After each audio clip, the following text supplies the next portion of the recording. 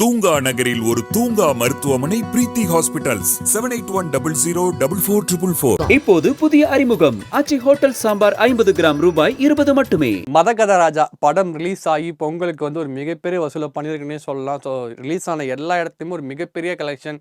டே 1 compare பண்ணுவோம், டே 4 collection ரொம்ப அதிகமாக இருக்குன்னு சொல்கிறாங்க. கிட்டத்தட்ட வந்து ஒரு 40லேருந்து 50 கோடி கிட்ட வந்து படத்தோட ஷேர் வசூலே வருங்கிற மாதிரி சொல்கிறாங்க.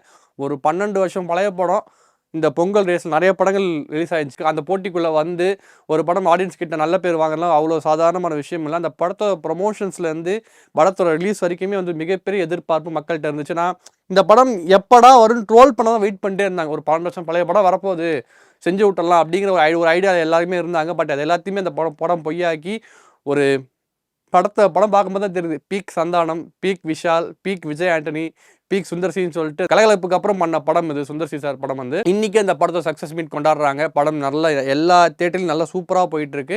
சக்ஸஸ் மீட்டில் நிறைய பேர் வந்து கொஞ்சம் எமோஷனலாக பேசினாங்கன்னே சொல்லலாம்.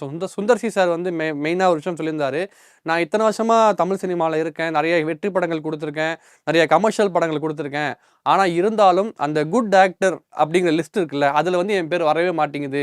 படம் பார்க்குறாங்க, என்ஜாய் பண்ணுறேன், எனக்கான அப்ரிசியேஷன் வந்து யாருமே எனக்கு தரமாட்டுறாங்க அப்படின்னு சொல்லிட்டு கொஞ்சம் எமோஷனலாக அந்த விஷயம் சொல்லியிருந்தாரு.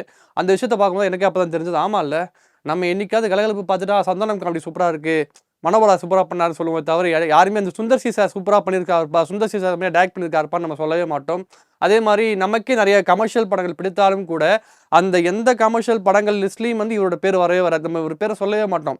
யாராவது யோசிப்போமா, எனக்கு டக்குன்னு இப்போ வந்து விஜய் சார் சுந்தர்சி சார் படம் காம்பினேஷன் வேணும், இல்லை சூர்யா சார் சுந்தர்சி சாரோட டேரக்ஷனில் ஒரு படம் நடிக்கணும், அந்த மாதிரி தோணவே தோணாது. நம்ம எப்பயுமே வந்து அவர் வந்து ஒரு பெருசாக அவர் பேரை நம்ம யூஸ் பண்ணவே இல்லை. அதை தான் அவளுமே வெறிப்படியாக சொல்லியிருந்தார். கரெக்டு தான், நம்ம அதை தப்பு பண்ணியிருக்கோம்னு நினைக்கிறேன். நிறைய பேர் அதை கொஞ்சம் ஃபீல் பண்ணியிருப்பீங்க. பட் கண்டிப்பாக இந்த படத்துக்கு அப்புறம் அவர் யார், ஆனால் அரண்மனை படங்களில் அவர் யாருன்னு நம்மளுக்கு காட்டிட்டாரு. பட் நான் சொல்கிறேன், அந்த காலத்துலேருந்து இருக்கு, கிட்டத்தட்ட 20 வருஷமாக தமிழ் சினிமா இருக்கார், நிறைய படங்கள் நமக்கு ஹிட் படம் கொடுத்துருக்காரு. ஏன்னா இப்போ மணிரத்னம் நம்ம சொல்கிறோம், நம்ம எல்லாருமே அப்பா அப்போலேருந்து இப்போ வரைக்கும் பீக்கில் இருக்காருப்பா அப்படின்னு சொல்லிட்டு. பட் அந்த மாதிரி நம்ம வந்து சுந்தர்சி சார் பேரை யூஸ் பண்ணவே மாட்டோம். அதான் வந்து அவருமே வெளிப்படையாக சொல்லியிருந்தார். ஸோ கண்டிப்பாக இந்த படத்துக்கு அப்புறம் அவருக்கான ரெகக்னேஷன், அதுக்கான அப்ரிஷியேஷன் வந்து கண்டிப்பாக கிடைக்கும்னே சொல்லலாம். விஷால் சார் அந்த இந்த படத்தோட ப்ரொமோஷனுக்கு வந்தப்போ வந்து கொஞ்சம் உடம்பு கொஞ்சம் முடியாமல் இருந்தார், கொஞ்சம் ஃபீவரில் வந்தார், கை நடுங்குச்சு. அது எல்லாமே மாறி இப்போ மனுஷன் பர்ஃபெக்டாக ரெடியாகி வந்துட்டார். ரொம்ப சூப்பராக அவருமே பேசினார். என்னோட இந்த படத்தோட சக்ஸஸ் பற்றி, இந்த படத்தோட ட்ராவல் பற்றி எல்லாத்தையுமே பேசினார். சந்தானம் சாரை பற்றி ஒன்று சொன்னார். என்ன சொன்னார்னா, சந்தானம் என்னோட நல்ல நண்பன், நல்ல மனிதன், நல்ல எனக்கு பிடித்த ஒரு காமெடியன். அவர் வந்து இப்போ பெரிய ஹீரோ ஆகிட்டார். பட் வருஷத்துக்கு ஒரு இல்லை 2 படம் வந்து அவர் காமெடியனாக பண்ணணும். அட்லீஸ்ட் சுந்தர்சி சார் காம்பினேஷன்லையாவது அவர் காமெடியனாக நடிக்கணும்னு சொல்லிட்டு ஒரு கோரிக்கையை வச்சிருக்காரு. அதை தான் எல்லா ஆடியன்ஸும் விரும்புகிறாங்க. ஏன்னா படம் போய் பார்த்தவங்க எல்லாருக்குமே புரியும் சந்தானம் கவுண்டர் நம்ம எவ்வளோ மிஸ் பண்ணியிருக்கோம்னு சொல்லிட்டு. ஸோ கண்டிப்பாக சந்தானம் சார் திருப்பி ஒரு காமெடியனாக ஒரு சில படங்கள் நடிக்கணுங்கிறது தான் எல்லா ரசிகரோட விருப்பமாகவும் இருக்குது. அதான் வந்து இன்றைக்கி விஷால் சார் வந்து மேடையில் சொல்லியிருக்காரு. பட் சந்தானம் சார் தொடர்ந்து இந்த மதகத ராஜாவோட ப்ரெஸ் மீட்டுக்கும் சரி, சக்ஸஸ் மீட்டுக்கும் சரி வரவே இல்லை. எதுக்கு அவாய்ட் பண்ணார் அப்படிங்கிறது, மேபி ப்ரெஸ்ஸை மீட் பண்ணுறதுக்கு பயப்படுறாரா என்னன்னு தெரியல. கண்டிப்பாக அந்த கேள்வி கேட்பாங்க, திருப்பி காமெடியாக நடிப்பீங்களா அப்படின்னு சொல்லிட்டு. மேபி அதை அவாய்ட் பண்ணுறதுக்கு அவர் மேபி வராமல் இருக்கலாம் நான் நினைக்கிறேன். ஏன்னா மற்றவங்க எல்லாருமே வந்துட்டாங்க. ஸோ விஜய் ஆண்டனி சார் அவருமே வந்து நல்லா சூப்பராக வந்து பேசினார். நாளைக்கு விஜய் ஆண்டனி சாரோட கான்சர்ட், அதாவது 3வது கான்சர்ட் நடக்க போகுது.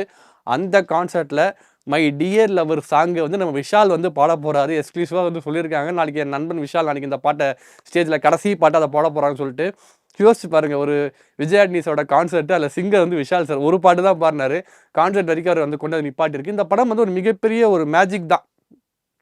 ஏன் அப்படின்னா, இதுவே மதகத ராஜா படம் வந்து 2013 ரிலீஸ் ஆயிருந்தா கூட அந்த படம் இந்த அளவுக்கு ஹிட் ஆகிருக்காது. ஏன்னா இப்போ 10ஓட 11வது படமாக போயிருக்கும். நமக்கு இப்போ ரொம்ப ஒரு பெரிய வறட்சியில் இருக்கும். நம்ம தமிழ் சினிமாவில் வந்து ஒரு நல்ல காமெடி படம் கிடையாது.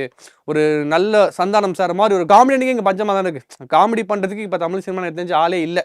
எல்லா படத்துலையும் யோகி பாபு சார் தான் பண்ணுறாரு. பட் வந்து அது நமக்கு சலிச்சு போச்சு நான் நினைக்கிறேன். அது நமக்கு இல்லாத போது நம்ம அது ரொம்ப தேடிட்டு இருக்கும்போது கடந்த அந்த படம் வரும்போது நம்ம செலிப்ரேட் பண்ணுறோம். அந்த மேஜிக் தான் நடந்திருக்கு. இந்த படம் நிறைய பேர், அதாவது இந்த படம் வந்து பெரிய காவியமான ஒரு படமோ இல்லை வந்து கல்ட்டு படமோலாம் கிடையாது. ஒரு நார்மல் கமர்ஷியல் படம் தான். ஆனால் மக்களுக்கு தேவையான என்டர்டெயின்மெண்ட் தான்.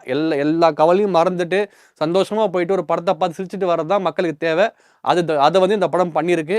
கண்டிப்பாக இந்த படத்துக்கு அப்புறம் நிறைய பேர் கொஞ்சம் ஒரு சில விஷயங்கள் மாறலாம். சந்தானம் சார் திருப்பி காமெடியனாக நடிக்கலாம். விஜய் ஆண்டனி சார் திருப்பி மியூசிக் டைரக்டராக நிறைய படங்களுக்கு ப்ளே பண்ணலாம். ஏன்னா பாடல்கள் அவ்வளோ சூப்பராக இருந்துச்சு. எல்லாமே நம்ம மிஸ் பண்ணுறோம்ல, ஒரு நாஸ்டாலஜிக்கான ஒரு மொமெண்ட் தான். அது எல்லாமே இப்போ திருப்பி மாறும்னு நான் நினைக்கிறேன், நம்புவோம். அதே மாதிரி விஷால்ஸோட லைனப் மனுஷன் வந்து அடுத்து கௌதம் மேனன் சாரோட ஒரு படம் பண்ண போகிறாரு, அன்னைக்கு அனௌன்ஸ் பண்ணியிருக்காரு. அதுக்கப்புறமா துப்பறியான் 2 வேறு இருக்குது. அஜய் ஞானமுத்தோட ஒரு படம் பண்ண போகிறாராம். ஸோ திருப்பி ஆம்பளை படத்தை ரீரிலீஸ் பண்ணுறதா ஒரு பிளான் வச்சிருக்காரு. அந்த மதகதர் அதோட ஷூட்லேயே வந்து ஆம்பளை படத்தை திருப்பி ரீரிலீஸ் பண்ணணும்னு சொல்லிட்டு ஒரு ஐடியா வச்சிருக்காரு. அது மட்டும் இல்லாமல் திருப்பி சுந்தர் சார் காம்பினேஷனில் விஜயாண்டனி சார் கூட இன்னொரு படமும் பண்ணுவோங்கிற மாதிரி நிறைய லைன்-அப்ஸ் வந்து சொல்லியிருக்காரு. கண்டிப்பாக விஷால் சார் வந்து ஒரு பெரிய கம்பேக் கொடுத்துருக்காரு. மார்க் கேண்டில் கொடுத்தாரு. ரத்னம் படத்தில் கொஞ்சம் சர்கிச்சு இப்போ திருப்பி மதகதர் ராஜா மூலிமா திருப்பி வராரு. கௌதம் மேனன் சார் டைரக்ஷனில் விஷால் சார் படம்ங்கிறது வந்து ஒரு அன்எக்ஸ்பெக்டட் காம்போவாக தான் தெரியுது. அது அந்த படம் எப்படி இருக்க போது எனக்கு மிகப்பெரிய ஆவல் இருக்குது. ஸோ அந்த மாதிரி நிறைய அனௌன்ஸ்மெண்ட்லாம் இன்றைக்கி வந்து அவர் விட்டார். அவர் அந்த மதகதர் ராஜா சக்ஸஸ் மீட்டில் பார்க்கும்போது ரொம்ப சூப்பராக இருந்துச்சு. உங்களுக்கு நிறைய படங்களோட அப்டேட் வந்துச்சு. முக்கியமாக சொல்லப்போனால் ஜெயிலர் 2வோட அனௌன்ஸ்மெண்ட் வீடியோ வந்தப்போ பார்த்துட்டு எல்லாருமே ரொம்ப ஃபயர் விட்டாங்க. அந்த அனௌன்ஸ்மெண்ட் தான் வரப்போதுன்னு தெரியும். பட் நெல்சன் ப்ரோமோக்குன்னு ஒரு ரசிகர்கள் கூட்டம் இருக்குல்ல, அது பார்த்துட்டு ரொம்ப சூப்பர். அந்த ஃப்ரேமிங் மேக்கிங் எல்லாமே செமையாக இருந்துச்சு. நெல்சனும் அனிருத்தும் சரி எனக்கு தெரிஞ்சு ஒரு படம் பண்ணணும்னு நினைக்கிறேன். ஏன்னா அவங்க 2 பேருமே அந்த காம்பினேஷன் அந்த கான்போ வந்து ரொம்ப சூப்பராக இருந்துச்சு. ஸோ அது பார்க்கும்போது ரொம்ப சூப்பராக இருந்துச்சு. ரஜினி சார் சொல்லவே தேவையில்ல. அவர் வந்து நின்னா தேட்டரில் தீ பறக்கும். அந்த மாதிரி தான் அவரோட ஒவ்வொரு லுக்கும் இருந்துச்சு. பட் இந்த டீசர் வந்ததுக்கப்புறம் ஒரு சில நெகட்டிவ் காமெண்ட்ஸ்லாம் இருந்துச்சு. வந்தது ரஜினியே இல்லைப்பா, வெறும் பேக் ஷாட் மட்டும் தான் ரஜினி வந்துட்டு போயிருக்காரு, மற்ற எல்லாமே டூப் வச்சு எடுத்துருக்காங்க அப்படின்னு சொல்லிட்டு ஒரு நெகட்டிவ் கமெண்ட்ஸ் வந்து ஒரு 2-3 நாளாக ஸ்ப்ரெட் ஆகிட்டே இருந்துச்சு. இதெல்லாம் சன் பிக்சர்ஸ் கேட்டிருப்பான்னு நினைக்கிறேன். கரெக்டாக இன்றைக்கின்னு பார்த்து ஜெயிலர் 2 அந்த அனௌன்ஸ்மெண்ட் வீடியோ இருக்குல்ல, அந்த மேக்கிங்கை விட்டுருக்காங்க. வந்த எல்லா ஃப்ரேம்லையும் வந்து ரஜினி சார் தான் நடிச்சிருக்காருங்கிற மாதிரி நல்லா அழகாக அந்த பிடிஎஸ் ரெடி பண்ணியிருக்காங்க. இது மூலிமா அவங்க என்ன சொல்கிறாங்கன்னா, நாங்கள் எந்த டூப்பும் வைக்கல, பண்ணது ரஜினி சார் தான் அப்படின்னு சொல்லிட்டு திருப்பியும் சொல்லியிருக்காங்க. ஸோ அதுக்கான ஒரு ரிப்ளை வீடியோ மாதிரி தான் இன்றைக்கி அந்த வீடியோ தெரியுது. கண்டிப்பாக அது ஹேட்டர்ஸ்க்கு வந்து நல்லா பார்த்துங்கப்பா அப்படிங்கிற மாதிரி சன் பிக்சர்ஸ் சொல்லியிருக்காங்க நான் நினைக்கிறேன். ஏன்னா விட்ட ஒரு 2-3 நாள் திருப்பி மேக்கிங் வீடியோ விடணும். அதுக்கான காரணம் அதுவாக தான் இருக்குன்னு நான் நினைக்கிறேன் நான். கண்டிப்பாக அதே மாதிரி விடாமுயற்சி ட்ரெய்லர் ஒரு நிமிஷம் பார்த்ததுக்கப்புறம் பட் எல்லாருமே ரிவ்யூஸ் பார்த்துருப்பீங்க, நான் சொல்லிக்கிறேன். பார்த்தப்போ ஒரு ஹாலிவுட் படம் பார்த்த ஒரு ஃபீல் தான் கிடச்சிது. இந்த 2 வருஷம் வெயிட் பண்ண தவிர்த்துக்கு அஜித் சார் ஃபேன்ஸுக்கு வந்து ஒரு பக்காவான ட்ரீட்டான ஒரு படம், ஒரு ரொம்ப கிளாஸியான ஒரு படம் சொல்லிட்டு சொல்கிறோம். அஜித் சார்கிட்ட இருந்து படம் February 6ஆம் தேதி ரிலீஸ் ஆக போகுது. இந்த படம் ரிலீஸ் ஆனதில் ஒரு 2-3 மாதம் திருப்பி குட் பேட் அக்லி April 10 வருது. இது வந்து இந்த April 10 குட் பேட் அக்லி வருது, February 6 வந்து விடாமுயற்சி வருது. இதுக்கு நடுவில் வந்து அஜித் சார் ரேசிங்கில் கலந்துக்கிறாரு. நல்ல 3rd பிளேஸில் வராங்க. நிறைய இன்டர்வியூஸ் தராரு, ஃபேன்ஸ் கிட்ட பேசுகிறாங்க. இது எல்லாமே வந்து அஜித் சார் ரசிகர்கள் ரொம்ப நாளாக இதெல்லாம் கனவுல கூட நடக்குமா அப்படின்னு நினச்ச விஷயம். அது வந்து இப்போ நடந்துகிட்டு இருக்கு. இந்த இயர் அந்த முதல் 6 மாதத்தில் வந்து அஜித் சார் ஃபேன்ஸுக்கு வந்து ரொம்ப முக்கியமான ஒரு மாதம்னே சொல்லலாம். உட்காந்து பக்காவாக என்ஜாய் பண்ணுவான்னு நான் நினைக்கிறேன். சரி, அதே மாதிரி அஜித் சார் ஃபேன்ஸ் என்ஜாய் பண்ணுறாங்க. ரெட்ரோ படத்தோட ஒரு ஃபோட்டோ ரிலீஸ் ஆயிருந்தது. பொங்கல் விஷஸாக ஒரு ஃபோட்டோ ரிலீஸ் ஆயிருந்தது. அதுக்கப்புறம் வந்து இட்லி கடை அப்டேட் கொடுத்துருந்தாங்க. ஸோ நிறைய படங்களோட அப்டேட் வந்துகிட்டே இருக்குது. ஆனால் அதில் வந்து முக்கியமாக சொல்லப்போனால் ஒரு சில ஃபேன்ஸ் மட்டும் ஒரு குறிப்பிட்ட ரசிகர்கள் ஃபேன்ஸ் மட்டும் கொஞ்சம் சோகமாக இருந்தாங்க. நல்லாவே ட்விட்டரில் தெரிஞ்சுன்னே சொல்லலாம். எஸ், விஜய் சார் ஃபேன்ஸ் தான். அவங்களுக்கு என்னென்னா இன்னும் ஒரு படம் தான் இருக்குது. அந்த ஒரு படத்துக்கான அப்டேட் வந்து எப்போவுமே மேபி இந்த பொங்கலுக்கு நியூ இயர்க்கு எதிர்பார்த்தாங்க ஃபர்ஸ்ட் லுக் வரும்னு சொல்லிட்டு. ஆனால் வரல. சரி, ஓகே, பொங்கலுக்கு வரும் தான் சொல்லிட்டு வெயிட் பண்ணாங்க. பொங்கலுக்கும் வரல. அப்படிங்கும் போது அப்டேட் வர்றதுக்கே இவ்வளோ கவலைப்படுறீங்களே, அடுத்த வருஷம் தான் உங்களுக்கு படமே கிடையாதுடா அப்படிங்கிற மாதிரிலாம் வந்து ஒரு சில ரசிகர்கள் அவங்களை கிண்டல் பண்ண ஆரம்பிக்கிறாங்க. பட் என்னவா இருந்தாலும் விஜய் சாரை பார்த்து நமக்கு தெரியும், அவரோட படங்கள் அப்டேட் எல்லாமே ஆன் டைமுக்கு வரும். ஃபேன்ஸை சாட்டிஸ்ஃபைடாக வச்சுருப்பாங்க. அந்த டைமுக்கு அந்த அப்டேட் வந்துகிட்டே இருக்கும். பட் தளபதி 69 படம் அக்டோபர் தான் ரிலீஸ். அப்படிங்கும் போது இப்போ அப்டேட் கொடுக்க வேண்டிய அவசியம் இல்லை. பட் அவங்க அந்த என்ன சொல்கிறது, அவர் மிஸ் பண்ண ஆரம்பிக்கிறாங்க. விஜய் சார் ஃபேன்ஸ் எல்லாமே இப்போவே அவரோட இனிமேல் ஒரு படம் தான் இருக்குது, அந்த ஒரு படத்துக்கு அப்புறம் போயிட்டாருன்னா என்ன பண்ணுறது அப்படிங்கிற மாதிரி ரொம்ப மிஸ் பண்ணுறாங்க.